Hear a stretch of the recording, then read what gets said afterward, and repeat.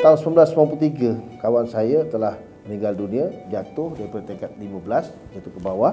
Ketinggian kereta itu tingkat 15, pasal disebabkan oleh panahan petir.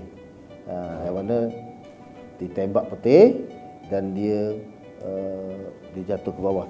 Salah satu punca dia tak membuat pemeriksaan penambak petir itulah. Dia ambil ringan.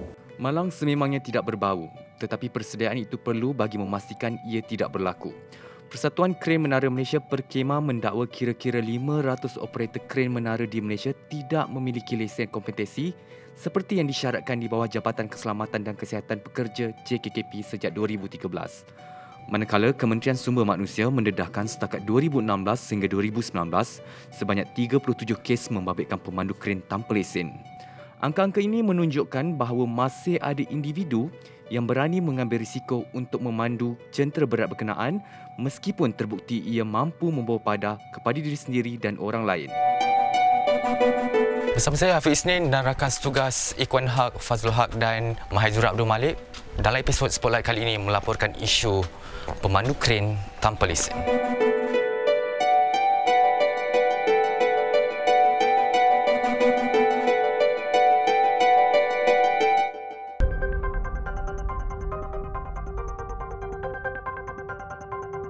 Okey bang, sekarang abang warga asing, orang Bangladesh, betul? Nama abang siapa?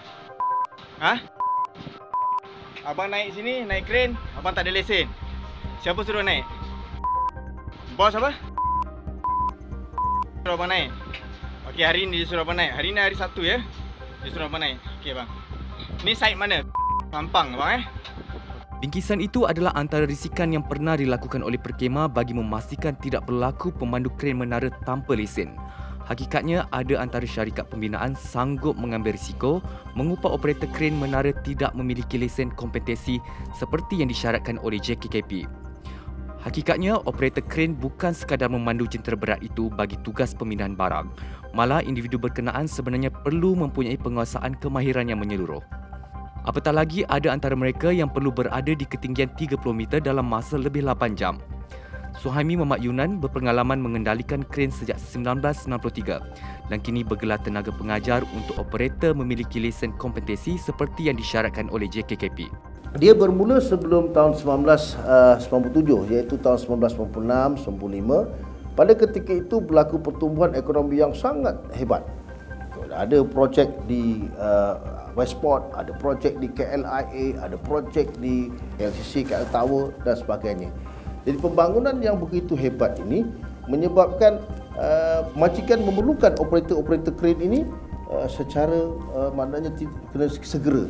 Jadi mereka-mereka yang pada ketika itu juga melihat operator kren ini gajinya banyak kan. Jadi mereka ni tak kira, dia belajar sikit-sikit.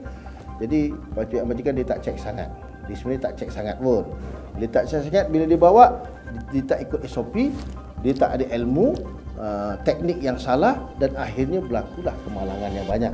Bila berlaku kemalangan banyak, maka kerajaan mengkaji kena ada satu sistem. Kita tak ada sistem di Malaysia yang mana kita buat satu sistem, kerajaan buat satu sistem yang baik dan pada ketika itulah barulah diwajibkan oleh pihak kerajaan pada 8 Ogos tahun 1997 untuk Lim Ahlik memberi perintah mewajibkan semua operator kren yang hendak mengendalikan kren mesti berdaftar, mesti ada kursus kompetensi dan berdaftar dengan pihak Jabatan Keselamatan dan Kesihatan. Itu proses inilah dekat awal dulu.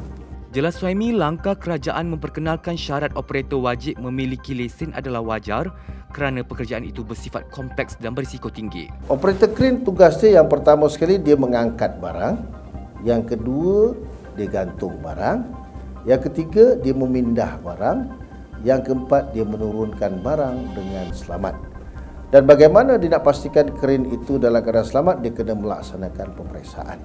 Pemeriksaan dia daripada bawah, foundation tapak dia, sistem elektrikal dia, genset dia, sumber kuasa dia kena periksa.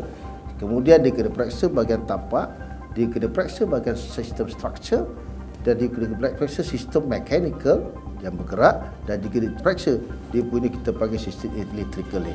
Dan dia kena pastikan ketiga-tiga sistem ini dalam keadaan yang baik. Dan yang paling penting sekali ialah dia punya limit switch. Mana operator tu kena tahu limit Swiss ni memang satu keperluan yang sangat penting. Pasal untuk mengelakkan berlakunya muatan, dia angkat lebih muatan. Jadi dia kena pastikan semua ini dalam keadaan yang berfungsi. Dan bukan setakat diperiksa saja, dia kena melaksanakan checklist. Antara risiko operator kren seperti menara kren, mereka terdedah kepada kesan radiasi elektrik bervoltan tinggi dan ketika cuaca buruk tidak mustahil mampu disambar kilat kerana berada dalam kedudukan terbuka dan di aras tinggi. Malah berada di atas menara dalam keadaan yang lama juga mampu memberi kesan dari segi penumpuan operator itu sendiri ketika mengendalikan kren.